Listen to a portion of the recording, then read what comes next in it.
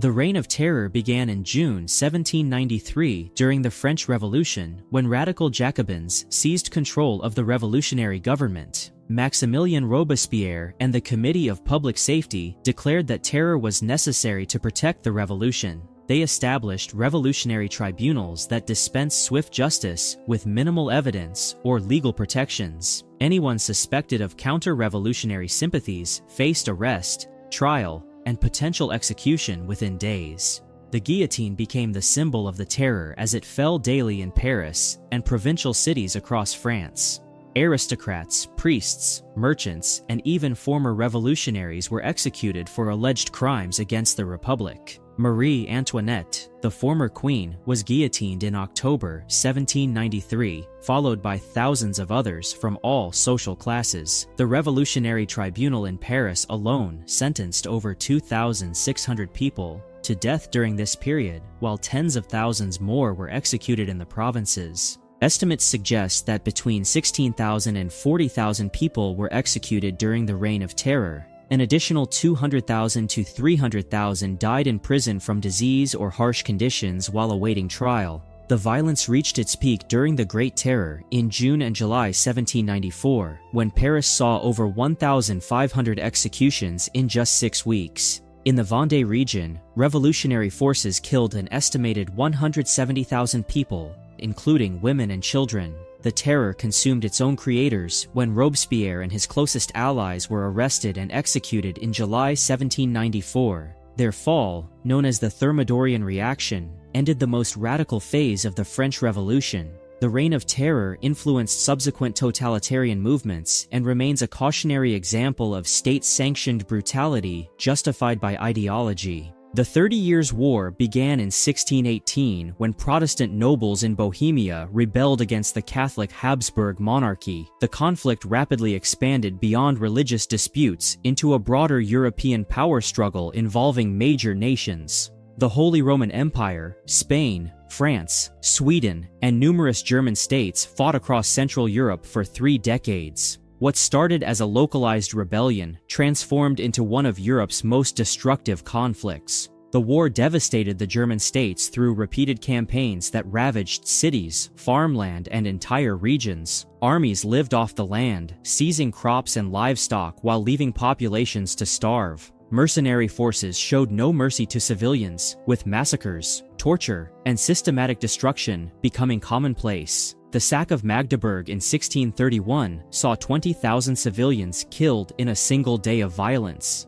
Approximately 8 million people died during the 30 Years' War, with some regions losing up to 60% of their population. Disease and famine killed far more people than actual combat as social structures collapsed completely.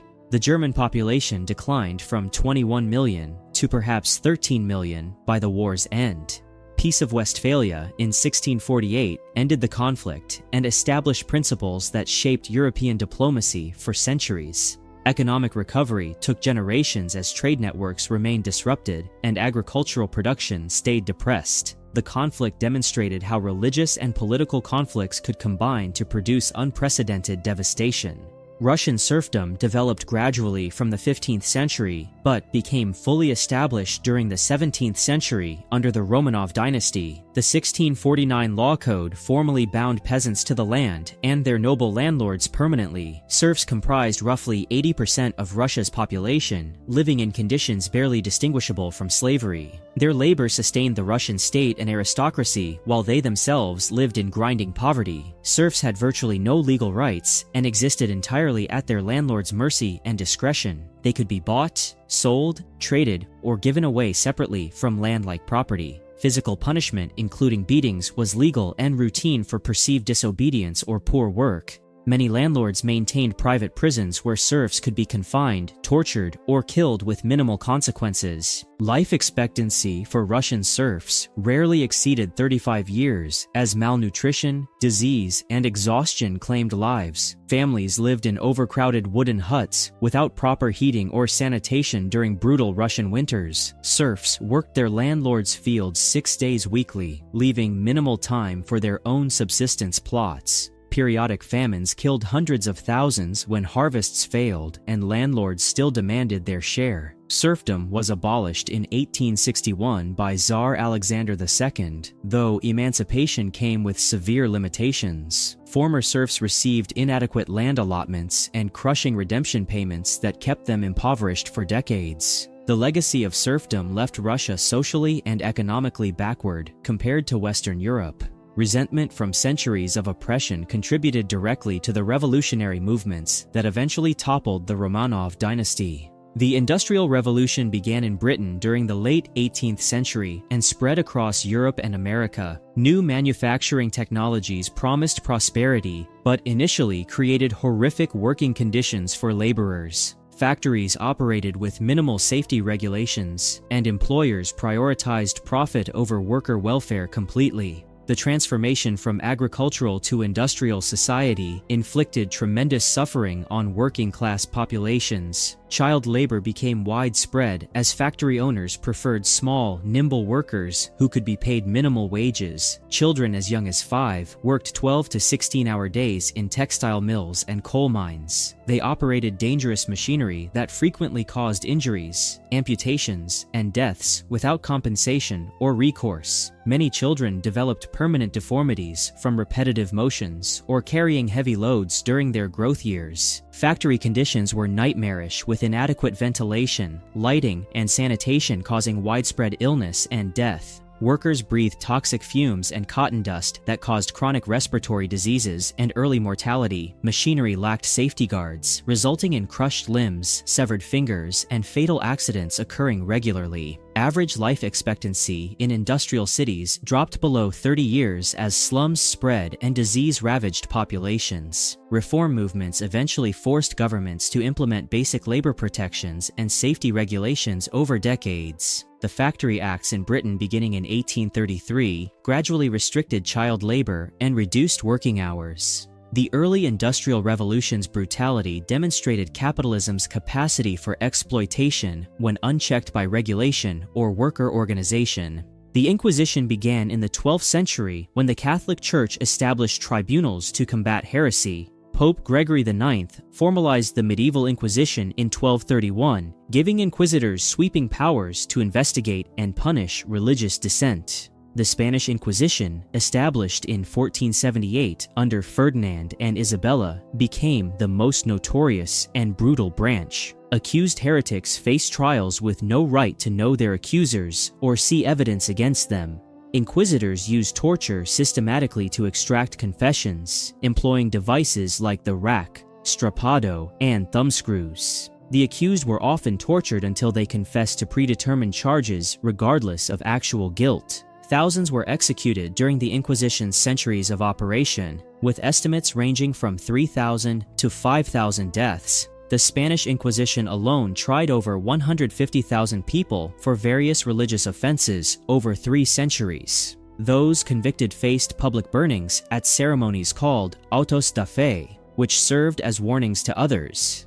The Inquisition gradually declined in power during the 18th and 19th centuries as Enlightenment values spread. The Spanish Inquisition was finally abolished in 1834, though the Roman Inquisition continued in modified form. The institution left a legacy of religious intolerance and demonstrated how faith could justify cruelty. The Atlantic slave trade began in the early 16th century when European powers started forcibly transporting enslaved Africans to the Americas. Portuguese traders initiated the system, followed by Spanish, British, French, and Dutch merchants. African captives were seized through raids, wars, and purchases from coastal kingdoms that participated in the trade. Over the next 4 centuries, this system became the largest forced migration in human history. The Middle Passage, the voyage across the Atlantic, subjected enslaved people to unimaginable horrors. Captives were chained in shipholds with barely enough room to move, lying in their own waste for weeks or months. Disease spread rapidly in these conditions, with dysentery, smallpox, and other illnesses killing many before reaching the Americas. Ship captains often threw sick or dying captives overboard to prevent infection from spreading.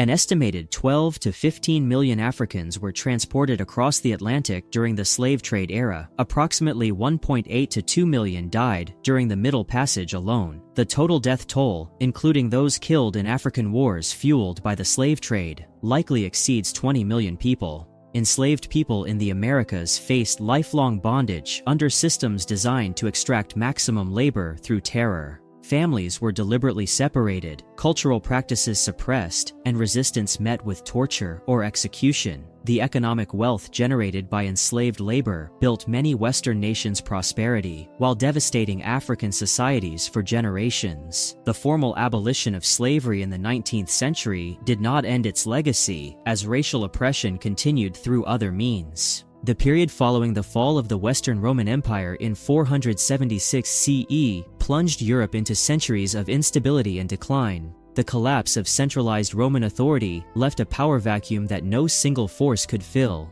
Trade networks that had connected the Mediterranean world for centuries disintegrated, and cities shrank dramatically. Literacy rates plummeted as the infrastructure that had supported education and culture vanished. Warfare became constant and brutal as Germanic tribes, Vikings, and other groups fought over former Roman territories. The invading forces showed little mercy, with populations enslaved or killed during raids and conquests. Agricultural production declined significantly as farming knowledge was lost and irrigation systems fell into disrepair. Famine became a regular occurrence, with poor harvests leading to mass starvation across entire regions. Disease spread rapidly through malnourished populations living in unsanitary conditions. Life expectancy dropped to around 30 years, and infant mortality reached appalling levels. The feudal system emerged as local strongmen offered protection in exchange for labor, creating a rigid hierarchy that bound peasants to the land. The Dark Ages lasted roughly 5 centuries before gradual recovery began in the late 10th century. However, this era also witnessed the spread of Christianity throughout Europe and the preservation of some learning in monasteries. The slow rebuilding of European society laid foundations that would eventually lead to the medieval period and beyond. The Taiping Rebellion erupted in southern China in 1850, led by Hong Xiuquan, a failed civil servant who claimed to be the younger brother of Jesus Christ. Hong gathered followers by promising land redistribution, gender equality, and an end to Qing dynasty corruption. His movement quickly grew into a massive peasant uprising that challenged imperial authority. By 1853, the Taiping forces had captured Nanjing, establishing it as their capital. The conflict became one of the bloodiest civil wars in human history. The Taiping forces implemented radical social reforms in territories they controlled, banning opium, foot binding, and arranged marriages. However, their military campaigns were brutal, with cities besieged for months and populations massacred. The Qing government, supported by Western powers and regional militias, fought back with equal ferocity, leading to widespread devastation across southern and central China. Casualty estimates for the Taiping Rebellion range from 20 to 30 million deaths, though some historians place the figure even higher. Entire regions were depopulated through combat, disease, and famine caused by the destruction of farmland. The Yangtze River Valley, once China's most prosperous region, was left in ruins, with countless villages destroyed. Survivors faced years of starvation as agricultural production collapsed and trade networks disintegrated. The rebellion's defeat in 1864 did not bring immediate recovery to China. The Qing dynasty emerged severely weakened, unable to modernize effectively or resist foreign influence. The conflict exposed deep social and economic problems that would continue to destabilize China for decades. The devastation contributed to subsequent rebellions and ultimately played a role in the dynasty's collapse in 1911. Between 1347 and 1353, the Black Death swept across Europe, Asia, and North Africa, becoming one of the most catastrophic pandemics in human history. The plague arrived in Europe through trade ships from the east, carried by fleas living on black rats. Within months, the disease had spread from Italian port cities to every corner of the continent. At its peak, the Black Death was killing thousands of people every single day. The symptoms were horrifying and swift. Victims developed painful swellings called buboes in their lymph nodes, accompanied by fever, chills, and vomiting. Black patches appeared on the skin as blood vessels burst beneath the surface, giving the plague its name. Most people died within 3 to 7 days of showing symptoms, and there was no known cure or treatment that offered any real hope. The death toll was staggering beyond comprehension. An estimated 75 to 200 million people died worldwide, with Europe losing between 1/3 and 1/2 of its entire population. Entire villages were wiped out completely, leaving ghost towns scattered across the landscape. So many people died that bodies were piled and could not keep up with burying the dead. The Black Death transformed European society in profound and lasting ways. The Catholic Church lost significant authority as people questioned why prayers failed to stop the plague. Medical knowledge advanced slowly as physicians began studying the disease more systematically, though true understanding would not come for centuries. The Bronze Age collapse occurred around 1200 to 1150 BCE, when multiple advanced civilizations across the Eastern Mediterranean and Near East suddenly disintegrated. The Hittite Empire, Mycenaean Greece, the Kassite dynasty of Babylon, and numerous city-states fell within roughly 50 years. Archaeological evidence shows widespread destruction at major sites, with many cities burned and abandoned permanently. This period represents one of the most mysterious catastrophes in ancient history. Invading groups known as the Sea Peoples attacked coastal cities and disrupted vital trade routes throughout the region. Prolonged droughts and crop failures weakened societies already strained by warfare and economic pressures. The interconnected trade networks that sustained Bronze Age prosperity became fatal vulnerabilities when disruptions cascaded across regions. Palace economies collapsed as centralized systems lost control over production and distribution. Entire cities like Ugarit were destroyed so completely that survivors left desperate pleas for help that went unanswered. Population levels declined catastrophically, possibly by 75% in some regions as people died or fled. Specialized knowledge of metalworking, writing, and administration was lost for generations. The collapse initiated a dark age lasting roughly 3 centuries before Mediterranean civilizations recovered. Iron gradually replaced bronze as tin trade routes remained broken for decades. New powers eventually emerged from the ruins, but the Bronze Age world was gone forever. European colonization of the Americas, Africa, Asia, and Oceania accelerated during the 15th century with Portuguese and Spanish expeditions. Christopher Columbus's 1492 arrival in the Caribbean opened the Americas to European conquest and exploitation. European powers claimed vast territories using religious doctrines that declared non-Christian lands available for taking. The following centuries brought systematic devastation, cultural destruction, and death on an unprecedented global scale. European diseases proved catastrophic for indigenous populations, lacking immunity to smallpox, typhus, and influenza. In the Americas, approximately 90% of native populations died within the first century of contact. The Aztec and Inca empires collapsed as epidemics killed millions before military conquest finished them. Similar devastation struck Pacific Islands, Australia, and parts of Africa, wherever Europeans established contact. Violent conquest accompanied biological catastrophe as colonizers seized land and resources through military force. The Spanish encomienda system enslaved indigenous Americans in mines and plantations under horrific conditions. Belgian Congo operations under King Leopold II killed an estimated 10 million Congolese through forced labor.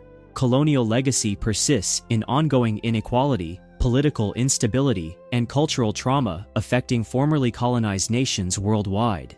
Colonial borders ignored ethnic and cultural boundaries, creating conflicts that continue into the present. The extracted wealth built European prosperity while leaving colonized regions impoverished and dependent. The Great Irish Famine began in September 1845 when potato blight caused by Phytophthora infestans destroyed Ireland's primary crop. Potatoes had become the sole food source for Ireland's poor, with entire families consuming nothing else. The blight turned healthy plants into rotting black masses within days of infection. The disease returned annually, destroying harvests repeatedly and creating a prolonged crisis that proved unsurvivable. British government response proved grossly inadequate and driven by rigid laissez-faire economic ideology. officials refused to interfere with market forces even as mass starvation spread across Ireland. Ireland continued exporting food to Britain throughout the famine under armed guard, while populations died.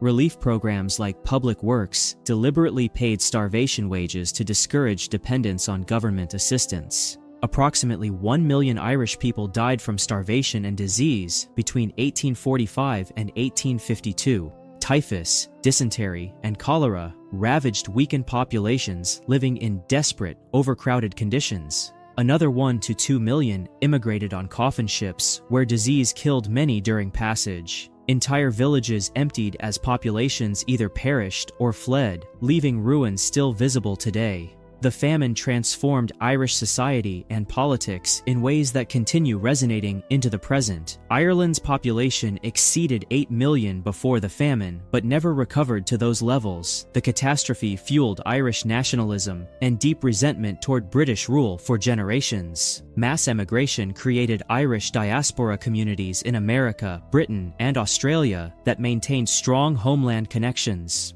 The Armenian Genocide began in April 1915 when the Ottoman government, controlled by the Young Turk regime, initiated a systematic campaign to eliminate the Armenian population. Ottoman authorities accused Armenians of being a security threat and potential allies of Russia during World War I. On April 24, 1915, hundreds of Armenian intellectuals, community leaders, and professionals in Constantinople were arrested and later executed. This date marked the beginning of organized mass killings that would continue for years. The genocide unfolded through multiple brutal methods designed to maximize death and suffering. Armenian men were typically separated from their families and executed by firing squads or forced labor battalions, where they died from exhaustion. Women, children, and elderly people were forced on death marches into the Syrian desert without food. Ottoman soldiers attacked these convoys repeatedly, committing mass rape, robbery, and murder along the routes. Approximately 1.5 million Armenians perished during the genocide between 1915 and 1917. Entire Armenian communities that had existed for thousands of years were completely eradicated from their ancestral lands. Thousands of children were forcibly converted to Islam, losing their identity forever. The Ottoman government systematically destroyed Armenian churches, schools, and cultural monuments to erase evidence of their existence. Survivors who reached refugee camps in Syria and Lebanon faced continued hardship and statelessness. The Turkish Republic, which succeeded the Ottoman Empire, has consistently denied that genocide occurred, calling it a wartime tragedy. The Armenian Genocide became a template that later genocides would tragically follow, and its denial remains a contentious political issue. The Khmer Rouge seized power in Cambodia on April 17, 1975, after years of civil war. Led by Pol Pot, the regime immediately began implementing radical communist policies to transform Cambodia into an agrarian utopia. Within days of victory, they evacuated Phnom Penh and other cities, forcing millions into the countryside. The regime abolished money, schools, private property, and religion, while forcing the population into agricultural collectives. City dwellers, intellectuals, professionals, and anyone with education became targets for elimination as class enemies. Victims were transported to killing fields, where they were executed with hammers, axes, and bamboo clubs to save ammunition. Approximately 1.7 to 2 million Cambodians died under Khmer Rouge rule from execution, starvation, disease, and overwork. The regime killed nearly 25% of Cambodia's population in less than 4 years of power. Entire professional classes were wiped out, including doctors, teachers, engineers, and Buddhist monks who were systematically murdered. The Vietnamese invasion in January 1979 ended the Khmer Rouge regime and revealed the full extent of atrocities. Survivors suffered lasting trauma, and Cambodia lost an entire generation of educated professionals and leaders. The regime's leaders faced international tribunals decades later, though justice remained incomplete for many victims. The An-Lushan rebellion erupted in December 755 when General An-Lushan declared himself emperor and marched against the Tang dynasty, and Lushan commanded approximately 200,000 troops and quickly captured the eastern capital of Loyang. Emperor Xuanzong fled the main capital Chang'an as rebel forces advanced across northern China. The conflict produced unprecedented destruction as armies ravaged the Chinese countryside in massive military campaigns. Cities were besieged for months, with populations starving as food supplies were cut off completely. Retreating government forces implemented scorched earth policies, burning crops and destroying infrastructure to deny resources to rebels. Census records suggest the Tang population dropped from approximately 53 million to 17 million during the rebellion. Northern China suffered the worst devastation, with entire provinces depopulated through violence and famine. The Tang dynasty survived, but never recovered its former power or territorial extent after suppressing the rebellion. The government granted regional military governors significant autonomy, which weakened central authority permanently and set precedents for future fragmentation. Economic prosperity declined as trade networks remained disrupted and agricultural production stayed depressed for decades. In the end, these brutal time periods remind us that humanity's darkest eras were shaped by both the depths of human cruelty and the resilience to survive.